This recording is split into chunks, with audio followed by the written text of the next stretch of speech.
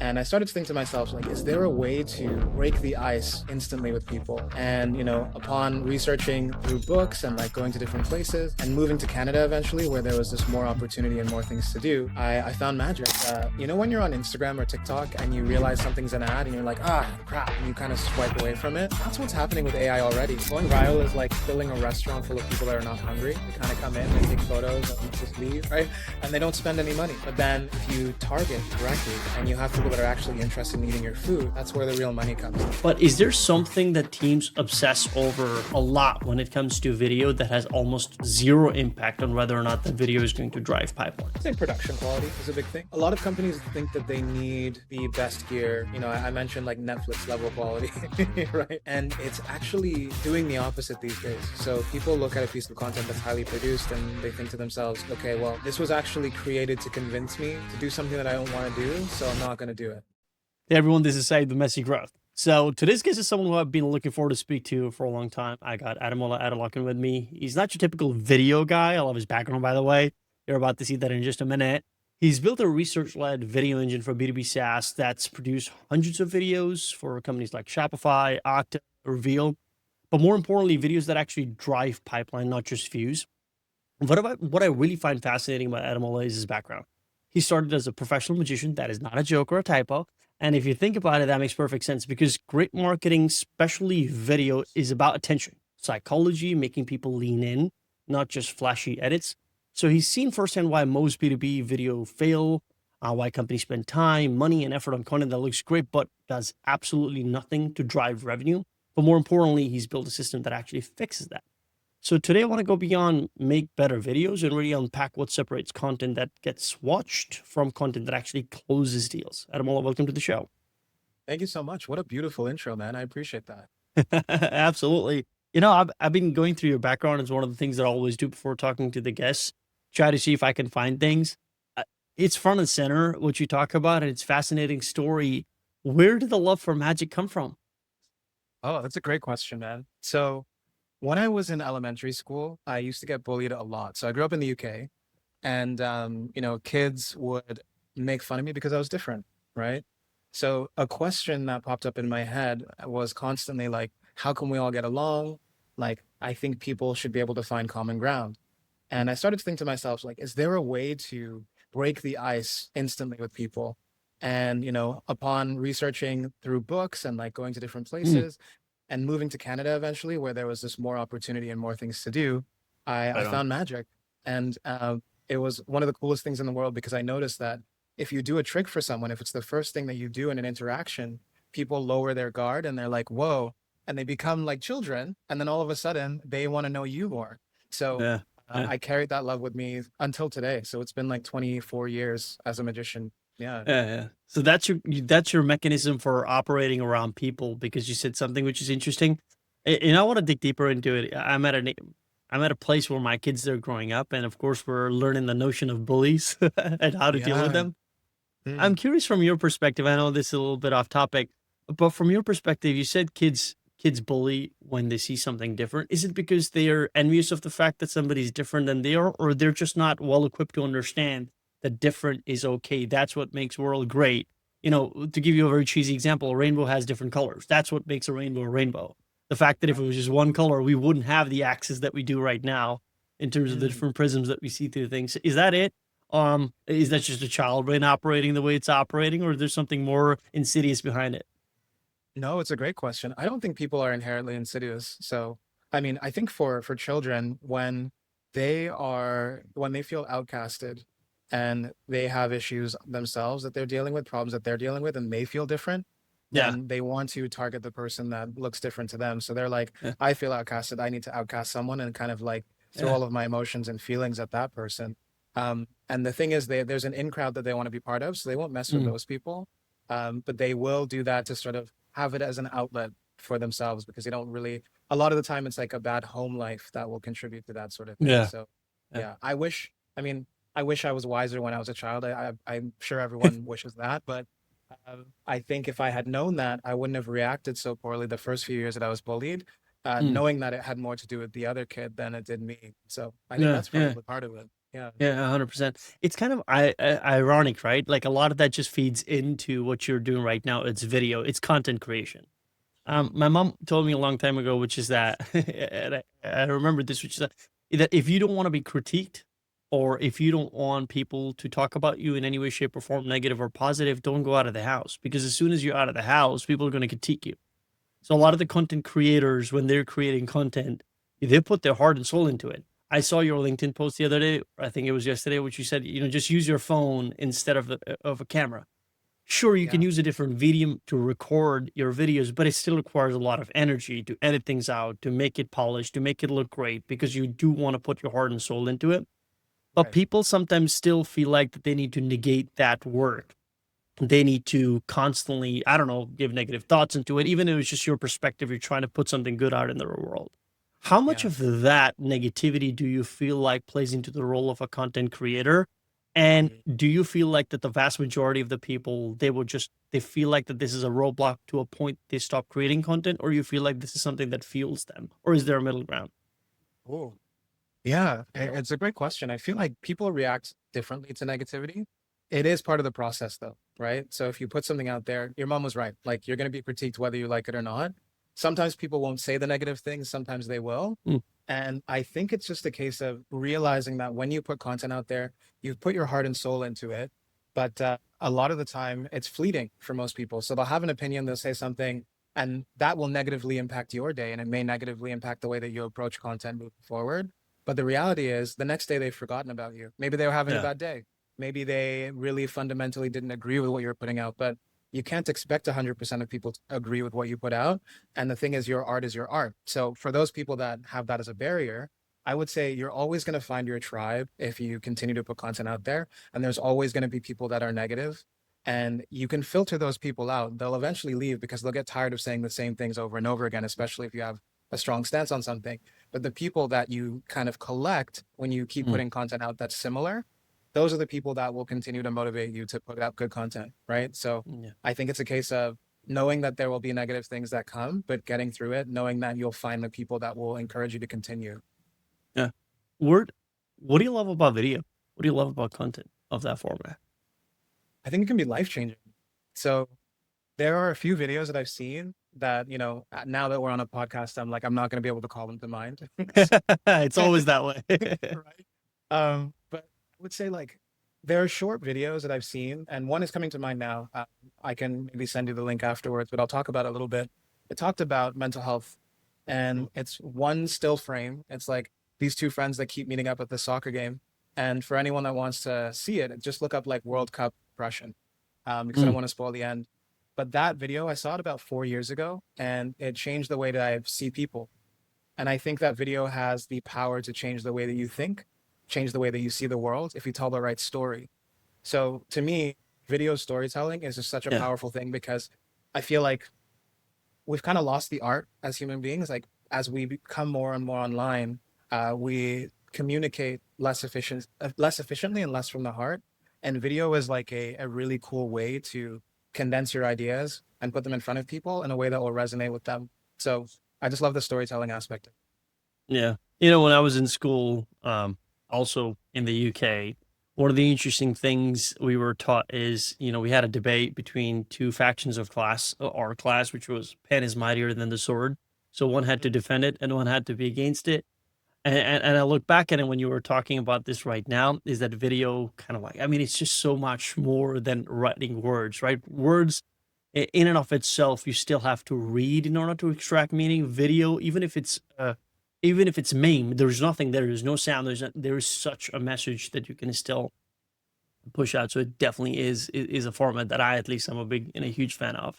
Um, every time, so my wife, she has a small patisserie here in Warsaw, and she's passionate about uh, pastries and cookies and what have you.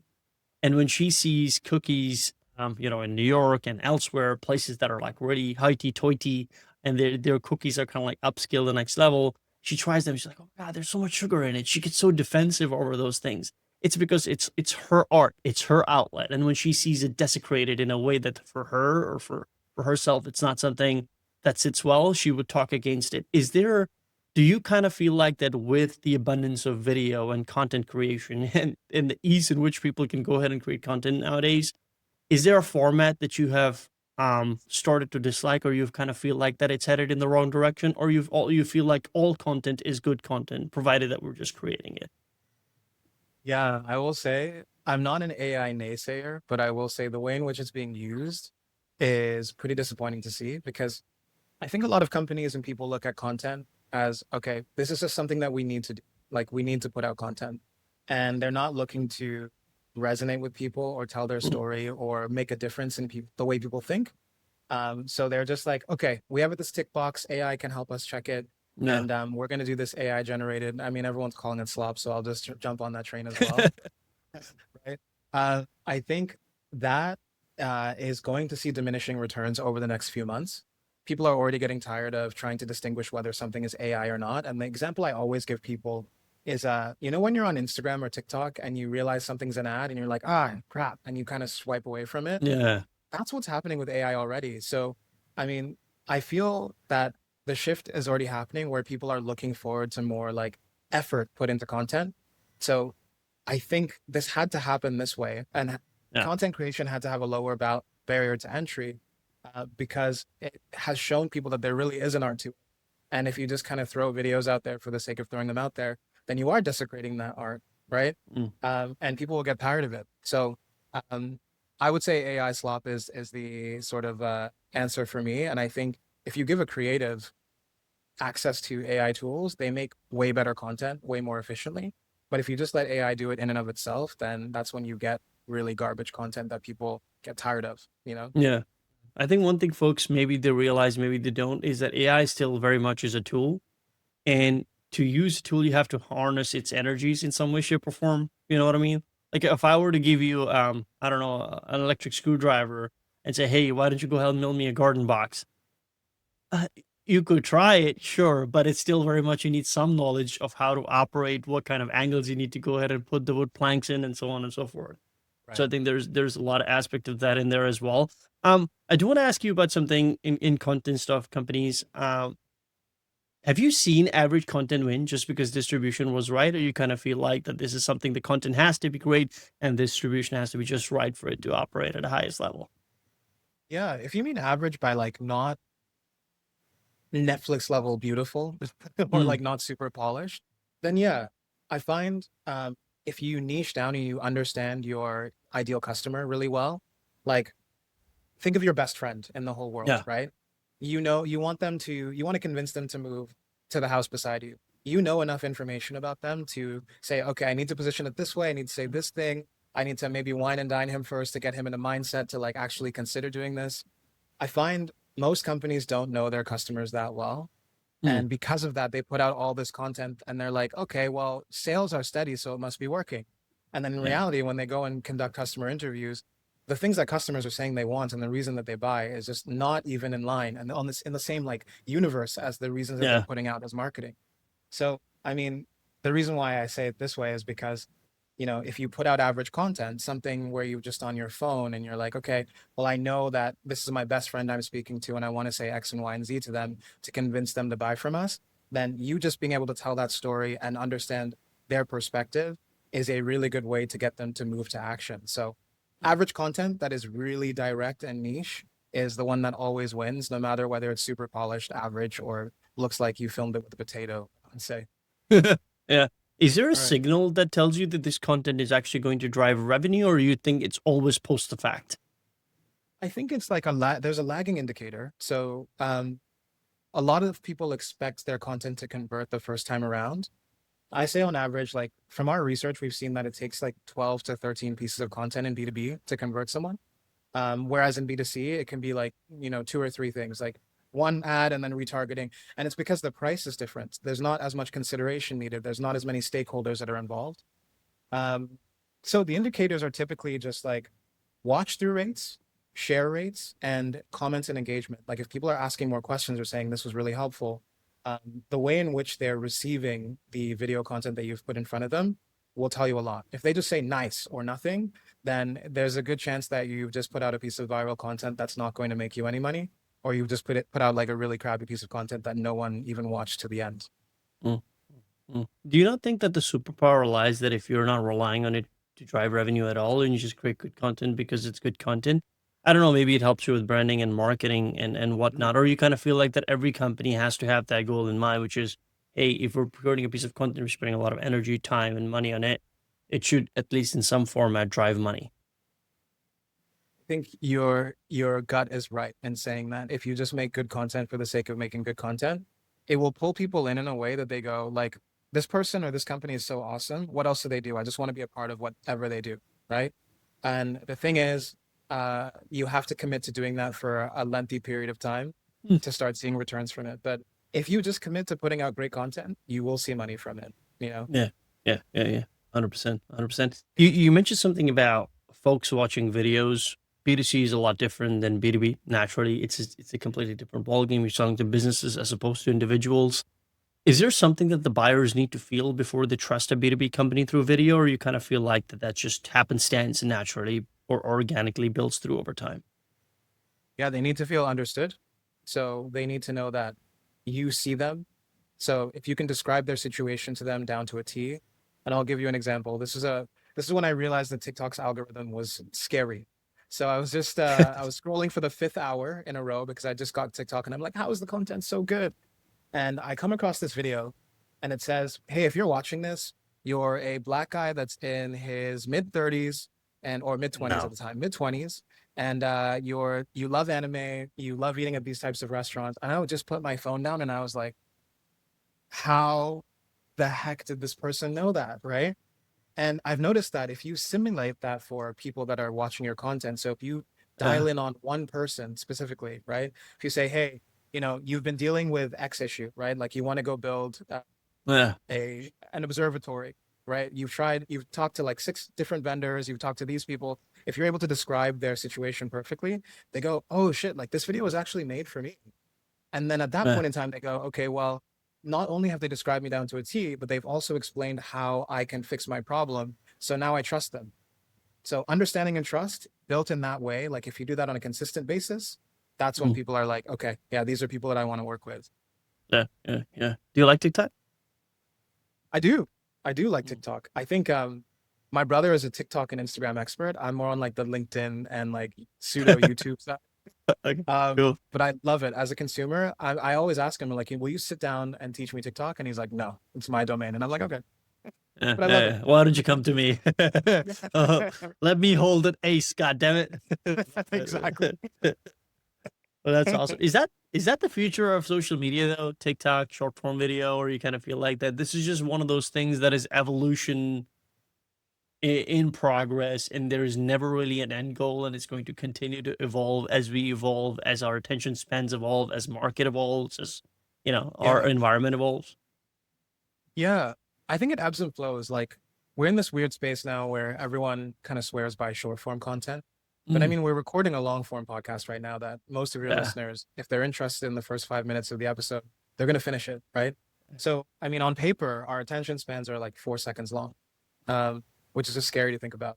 But what it is our filters are better in the same way that in the last year, we're able to tell when someone on LinkedIn has used AI to write their post.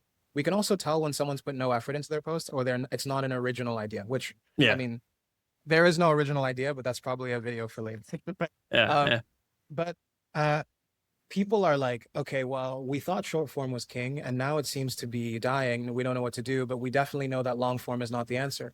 And it's like, it's not actually the case that long form is not the answer. It's that your content is not targeted enough, and people are starting to switch off because most of the short form content out there is garbage, but they just want to feel understood. And if you show them that you understand them in the first minute or two, they'll sit down and watch whatever you have put out, no matter how long it is.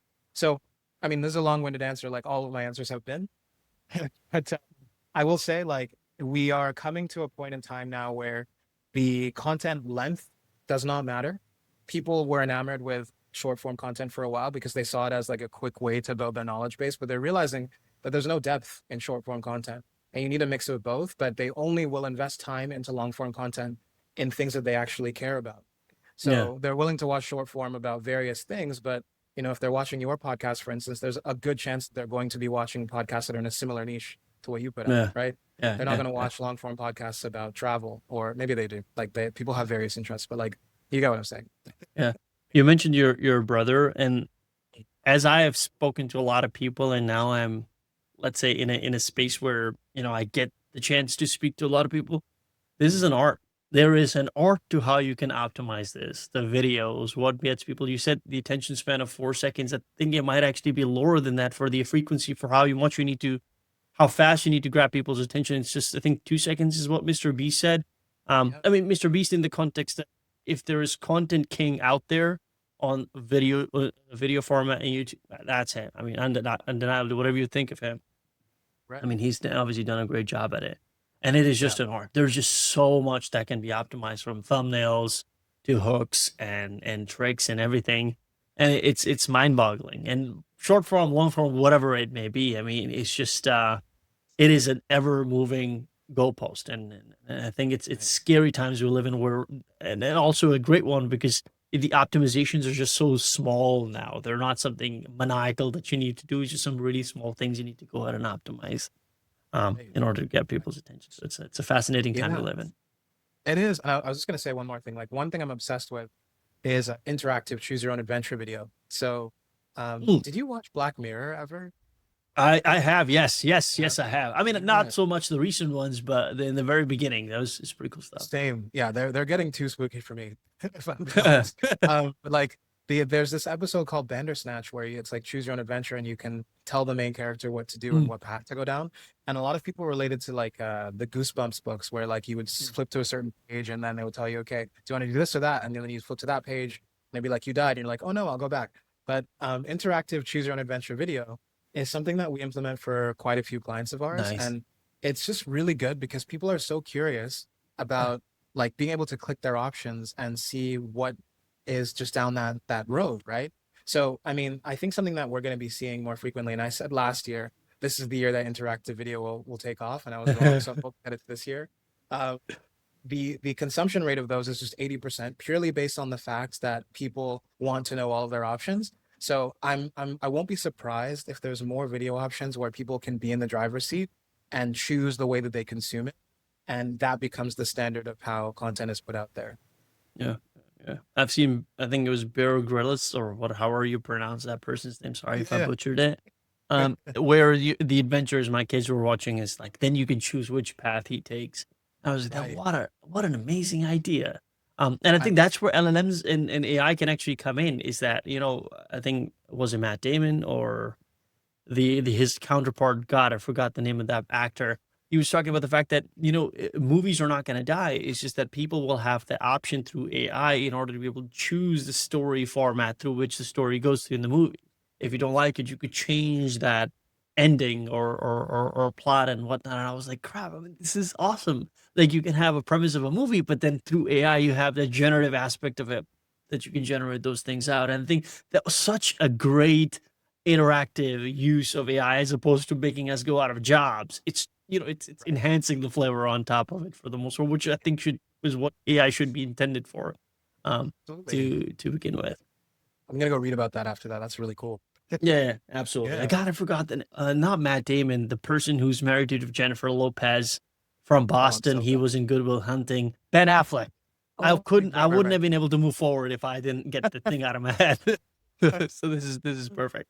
Mhm. I want to talk to you about video with companies. You've probably seen hundreds of companies try video and fail. What's Yeah. the actual root cause that keeps people misdiagnosing? As you mentioned earlier in the video, it's knowing your ICP, your customer profile. Is there something more deeper than that? There's a root cause, or you kind of feel like on the surface level, that's the one that keeps coming up more and more. Yeah, that's the deepest layer, I would say. Just not a good understanding of your customer. The other thing is looking at the wrong metrics. So people are obsessed with virality, and I get it. Like it feels good. Like when you have a video that gets 500,000, a million, 10 million views, it feels great. But what people are not really honest about is, when you see another company or a person do millions of views and you ask them like, okay, like what did it do for your business or what did it do for you as a person? Typically the answer is nothing, right? And I like analogies a lot, so I'm gonna use another one. But the analogy that I heard that was best about going viral is going viral is like filling a restaurant full of people that are not hungry. They kind of come in, they take photos, and just leave, right? And they don't spend any money. But then if you target correctly and you have people that are actually interested in eating your food, that's where the real money comes. So Yeah. I think the problem is marketers go into boardrooms and they say, hey, we got 50,000 views on this. We did 100,000 views. And then the board keeps going, okay, how can we do more? How can we do more? And then when you actually try and tie revenue to it, it's just, that's when the disaster begins, you know? Yeah. Yeah. I want to tie this to sales. I kind of Yeah. feel like that I'm the type of person who is much rather watch a video as opposed to get on a call with somebody and get my questions answered. That's me though. And ironically, very contradictive considering my profession for the most part of my life has been sales. Why Mhm. do sales team keep answering the same questions even when content or video content exists? And they just like pain. Like, Hmm. I mean, like a lot of, the funny thing is, you're in the majority because 78% of buyers will watch video content or try to find video content before they ever talk to a sales team, Right. right? So, I mean, the thing is, sales is told that there's a specific process to do things. This is the talk track. If they're not trusted as professionals, which I feel a lot of companies don't trust their salespeople, uh, and then they don't really have time for innovation. So they're like, okay, well, I can send maybe a roundup email for like the common questions that we get, just so that the prospect comes on the call ready to sign. But I just think it's a matter of timing. Like most people are not hitting quota, especially these days. People are buying a lot less. So I think people just don't have time or a system to implement good video content to answer those questions. And they kind of just get on the hamster wheel and keep going, is Yeah. what I see. Yeah, yeah. I kind of like my wife ties this to salespeople, and she loves bashing this profession. To kind of like politicians, we're just it's so overextended and tired at this point. We just want like you mentioned, choose your own adventure. Like, give me all the facts, and I'll like no pressure. I want to be able to make that decision. You know what I mean? Like, Yeah. go to the shop and somebody's like, "Hey, can I help you?"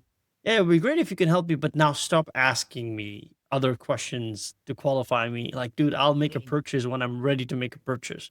Same. You know what I mean? I think it's really tires out over a certain period Yeah. of time.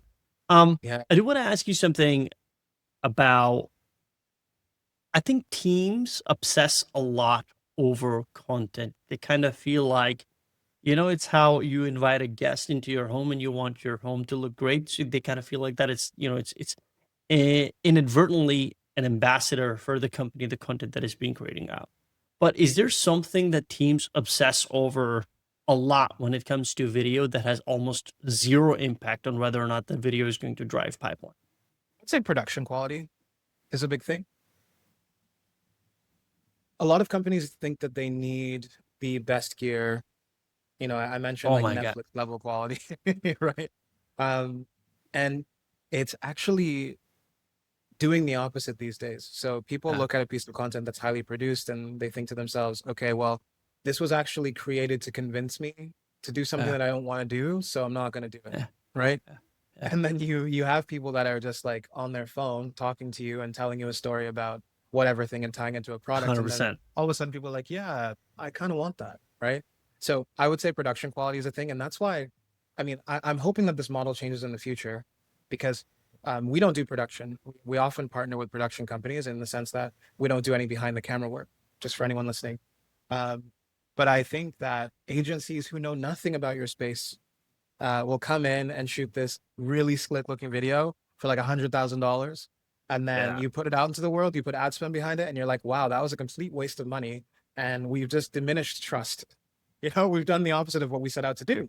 Yeah. Maybe we should listen to the what people are saying and hire micro influencers to that actually like our product to push it. Yeah. So I would say Yeah. that. Yeah. It's interesting when I started this out, I had this habit of whenever I would pick up a hobby, I'm sure as other people do, I think it's one of the curses of being, in the tech world where I know how to research, find the best gear, like fishing. I love fishing, so I'd buy the best rods, the fishing tackle, and everything. 96% of the all things that I bought will never be used ever, if at all, or if it once. And once you use them, that's it. They're lying somewhere in the corner somewhere. So when I started this thing out with YouTube, my goal was, how can I get by to 100 videos without buying any piece of equipment? So ironically, my wife had a selfie stick that was lying around somewhere from the times when selfie sticks were popular, I guess pre-COVID. I use that. I use my camera, same cable I had, and microphone that I had for like years that I bought. Again, the microphone that I never used, but ironically, it just came in handy. And that's it. There's nothing more to it than that. And we're like, Mhm. how are you going to get to, I don't know, 1,000 viewers or 1,000? I was like, doesn't matter. If the content's good, I think audience will find you naturally over time. And that is it. No, nothing. And I can tell you, I have had people come up to you, this is studio quality. Like, what do you use for camera? Like, just my iPhone, dude. Like, that's it. Do you know any special lighting? I was like, no, I have a window open, light comes in, and of course I have a small light that is there. And the microphone that I bought for, I don't know, $100 on Amazon 6 years ago or something. That is I all love. it takes. That is all it takes. So it resonated with me so much, the LinkedIn post that you pushed out yesterday. You don't need a Sony XLG, YG, whatever. It's just your phone. If you have it there and you're having an interesting conversation, and it's repetition, repetition, repetition, repetition, repetition, and all of that is going to compound over time, 100%. And that right there, in a nutshell, is content. That's all there is to it, I think, in strategy. Maybe I'm missing something. No, no, you're absolutely right. And I do have a question, if you don't mind, just to Please follow go up ahead. on that. Like, because it's all about repetition, and you've done the podcasting for a while now, Yeah. and you've done really well. Like, you're at, what, like 130,000 subscribers now, or something like that? I don't know. Maybe probably. My Something, son looks at it. I don't. I don't keep it at that. which I love. It's a big deal. I was just gonna say to you, like, in doing these interviews, like, and repeating them over and over again, like, what is the most important thing for you to keep in mind as you're conducting them? Because you're amazing at them. So I'm Oh, just thank wondering you. what your mindset is coming in. Yeah, no problem. Yeah. I think for me the most important thing is, somebody once told me that we will all have money, maybe less, some will have more. We will always have some form of it. But the one thing that we don't have enough of is time. So I think for me, the most important thing is that if somebody out of their own busy day, they have a family, friends, a job, most likely, then better things to do than to come up here, spend an hour with a stranger who's asking them to talk about some random things. How can I make it worth it? And how can I do it justice? That's all there is to it. Oh, I've asked me, why don't you monetize this? I was like, I don't want to monetize this. I just want to talk to people who are smarter than me, who are doing a lot of cool stuff, and I want to learn from them. So I think for me, the most important thing, how can I do justice for these people by asking enough good questions, A, to learn, to probably fester some sort of curiosity out of the whole thing and not make it just another generic podcast that is out there or YouTube channel or whatever. That's all there is to it. And I don't know, maybe the goal will evolve in a year or two, possibly, probably it should. That's just naturally how we evolve as human beings. But for now, and like you said, I've been doing this for a while. It's how can I do this justice to folks that are coming in and make sure that they, I learn from them, and of course they learn a little bit about themselves, hoping we're. I saw this. Sorry for blabbering on. I saw this Oh, interview with someone that was really interesting, and they were saying that they record a video for an audience of one themselves. And I was like, that's really interesting. That sounds very quirky and fun. I guess I don't record it for an audience of one, but my goal has always been, how interesting thing you said something about the bullying in the very beginning. It's real. People get bullied. It sucks. Excuse me. I've seen it. People get bullied because of their surnames. People get bullied because of their ethnicity, because of their background, their religion. Because kids can be really, really mean. And there is somebody out there, a gal or a guy that is in Poland, in the UK, in Thailand, that is oddly looking at this video and thinking, crap, man, if that person can go through and look what that person has accomplished, maybe it will give them that little bit of a boost to come out of their shell and continue to move forward and continue to be themselves. Because that's what makes this world so great, is because we have these unique personalities. Like, that's what makes this rainbow a rainbow. And I don't want people to change like that. So I guess my goal would be that after all this time and energy that goes into all of this, and it's never easy, one person gets something out of it, that they can do something in order to advance themselves. And if that person does it, all of this is worth it. All of this is worth it 10 times over. 100%. 100%. So that's that's a kind of beautiful like it. words. Yeah. Thank you. Thank you for telling me that. That's incredible. And yeah, you have a fan in me. Like, I'm really happy that you invited me on. This is really freaking Absolutely. cool. So yeah, anything I can do to continue to support, love to. Absolutely. Yeah. I really appreciate it. I do want to dig into that's the budget notes that I wanted Yeah, to yeah, ask you. yeah. Let's do it. Let's do it. uh, my wife is going to love this segment, and she's like, "Okay, you do have a heart." Yes. I do. uh, yeah, I've been wanting to ask you this question. I kind of feel like, there's just a lot of SaaS companies out there, and I know a lot of them are tinkering with video Yeah. because video, we talked about, we've kind of like gone through the evolution of first you going having a SaaS company that has a great product, then SEO, try to drag people in. Now it's more towards video coming in, which has an element of SEO involved in there too. If I give you a SaaS company doing everything right in content, production quality, content is great, targeted right, the ICP, and if they still don't convert, is there a reason behind it, or you kind of feel like that it fractions off as you start to look at more companies? Mm,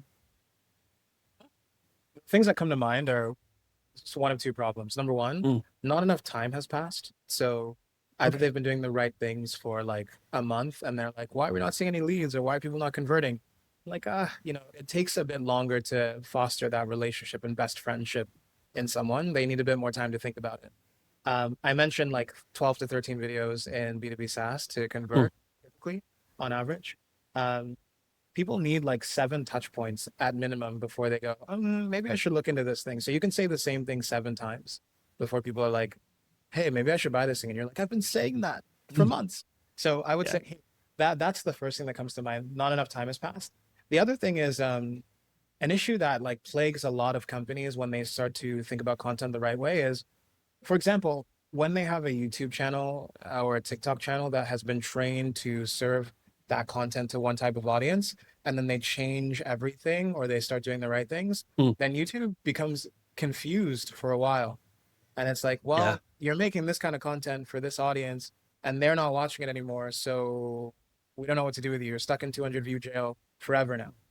So Yeah. in those cases, you have to either stick to it for a longer period of time, and then in extreme cases, and it's painful sometimes when a company has built up like 50,000 subscribers. It sometimes is better to just rip that out and start a new channel where you can train the right like content towards that Yes. audience. So I would say those two things are the ones that come to mind.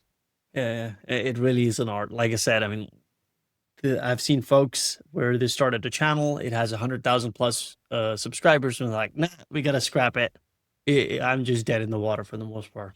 God, it must be so painful, but it is. That's the world we live in for the most part. Even Uh, I would have a hard time letting go of that, you know? Yeah, but I think factoring is that now you know what you know, so it's a lot Yeah. more easier the second time around. Even though the fall is hard, of course you got to start from zero, but at least you know what you need to do in order to be able to get faster. It's kind of like playing a video game, Right. right? Like you at least know how to get to that part where the trouble starts kicking in, so at least you can be a little bit more smarter about it Exactly. this time around. Um, Yeah. if there is a SaaS company or founders or execs that are looking at this video and they want to get some knowledge out of it, which is like, hey, we have 0 videos today. What's the first video they should go ahead and create that will actually drive revenue, or at least start that journey towards revenue driving over the long term? Like you said, it's not something that's going to happen in a vacuum. With one video, maybe if you're lucky, one in a million. But the premise is you want to build that journey over. Where should they start? These days, I would say they should start with taking all of their sales transcripts, putting them through ChatGPT, Claude, any LLM of choice, and pulling out common themes. So, what are the 10 most common questions or themes or stories we need to tell to convert customers? If we're thinking about selling, and once they've done that, they need to do two things. Number one, they need to create 2 to 3 minute videos that answer these questions that people have, and then number two, they need to create a story for each question that people have. So clients that they've served before, they haven't served any clients, how they would help people get to that transformation. Um, but I think the most important place to start is finding out what people are asking and what people are curious about, and then making content around that. And I would say the third point around that is it's keeping a pulse on what formats are working. So if it's YouTube specifically, you can look at videos that are blowing up now, whether because it's, if you're looking for uh, what people are actually searching for, that's where like virality becomes important. Yeah. So the goal is not to go viral, but it's to see what people actually give a crap about and then tie that into the questions that are coming out as common themes. If you make content around that and you continue to commit to asking your customers questions, taking your sales transcripts, your content kind of makes itself. because you're trying to be as useful as possible to these people that Mm, are coming in and watching. And the goal should never be to sell, it should just be to help. So that when someone says, I'm running into this problem, who should I go to? Then they're naturally going to go to the person that taught them everything about that issue, right? Or like how yeah, to solve that issue. So that's a long-winded answer, but if I can summarize it, sure. it's take your transcripts, put them through an LLM, take out the 10 common themes, answer those questions with like a very like basic answer, 2 to 3 minutes, and then answer those questions in story format. And I forgot to tell you the reason why the basic answers are important. The basic answers are important because YouTube is starting to show up above Reddit in LLMs as source Oh, wow. information. Yeah. So it will cite you based on the answers that you give. So if you know what people are asking on calls and in LLMs, and you say that on a video, then you're more likely to show up as choice there. So did I cover it? I think I did. Do Yeah, all those yeah. things, and then just continue to make answers around the questions that you are asked after that. Yeah. I think like one thing I would add to that, sure if I can, but it's just that there's no magic bullet. There's no silver bullet here. There's nothing like there is not one video that's going to make you the it thing for the next year or two. You Right. just have to continue to do it, continue to do it, and continue to do it, like you said, right? Like just continue to build that out. And if you're answering your why well enough and you're doing it for the people that are the right audience well enough, and if the content strikes the right tone well enough, you do those three things in a repetition. I mean, Right. crap, sky's the limit of what you can do, right? For the most part. No, you're Um, absolutely right. And actually, one more thing to add to that is what you said earlier. Building for an audience of one. Honestly, if you stick to that and your content is specific enough, you'll build an audience of thousands that you can speak to as one. So yeah. uh, that audience will be pretty monumental in getting you word of mouth referrals or buying from you in the future and keeping your business afloat. So just wanted to add that too. But I love your point as well. 100%. If a Keep on it. founder is listening to this and has tried, let's say, a video multiple times and they have failed, what would you Hmm. tell them to do differently starting tomorrow? I guess for me, I just see failure as stopping. So it would depend on their specific situation. But I would say the reason why you haven't figured out video yet is because you haven't been in the game long enough. If you commit to doing video for a year, then you're going to know what resonates with people and what doesn't, especially if you're posting frequently in that year. If you post twice a week for a year and you do a look back and analysis of what people resonated with most, you'll know what content works. Uh, if it's a case of they think they're failing because they're not going viral, then it's a mindset thing. But it's a case of they just feel like they're not getting any results from it. Then it's just to stay in the game thing and kind of adapt as people let you know what they like seeing. Yeah. You know, I think most of the people, at least in my circles, that I have succeed thoroughly at a speech, at an interview, at a job, at any event in their life that was, I don't know, in some way a catalyst for them, they just weren't trying that hard. They were just living, they were being in the moment. So I don't know if you can tie that to video.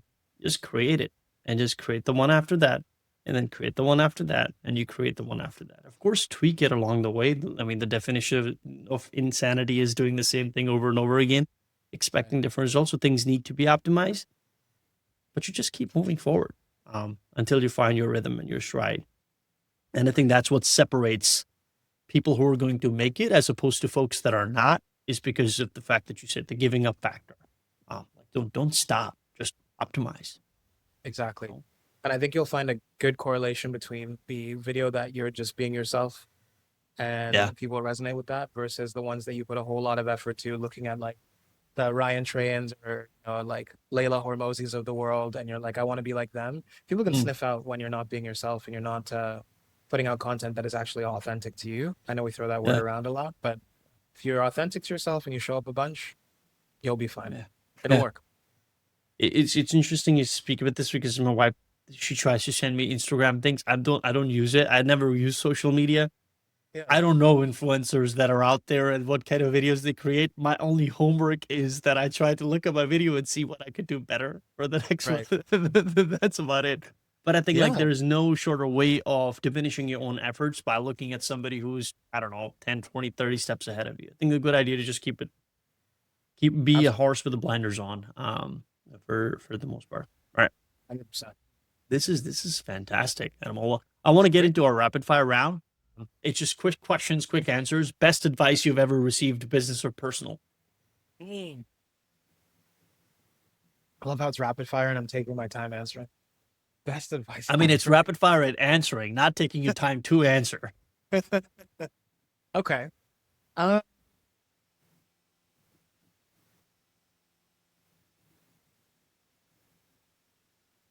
I think for me, it's taking failure out of my vocabulary. You're just pivoting. Just keep going. You learn stuff from every failure that you go through. Yeah. You can't be beat if that's the mentality that you have. Because Exactly. I think like somebody says that the prison is in the mind sort of thing. Like Right. I was watching this video, sorry to I know it's rapid fire, You're all good. where they Yeah. were talking to athletes. And one of the things about funny things about athlete, how much everything is in the mind, is that if they would think that they can't score a goal, they would never score a goal. If they Mm, think that they can't do a home run, they would just a lot of this just is in mind. It's just you have to operate that. So if you're thinking failure, yeah, it's gonna come your way and it's gonna strike you out. So best not absolutely. to have that Yeah. mentality. Just for context too, very quickly, only one more Yeah, sentence. yeah. This is my 14th business. I failed 10, Wow. and most people don't know that. I just kept Yeah, going. I said, okay, I learned this from the last business. I'll keep going. And that's what's yeah, gotten me here today. yeah. That's all there is to it, right? I think like the folks that made Angry Birds, they produced 48 games before they struck gold on the 49th. Like Wow. imagine that for the most part, right? And I think it was funny. Somebody asked them, a person who got successful and they were a multimillionaire. They said, "Hey, you know, how did you?" And they became like successful overnight. It was like, "Yeah, it took me 20 years to become an overnight success." Yeah, man. Everybody sees the accolades and the awards. Nobody sees the scars that are lying under it. But you just gotta keep moving. That's the fun thing about life, is right.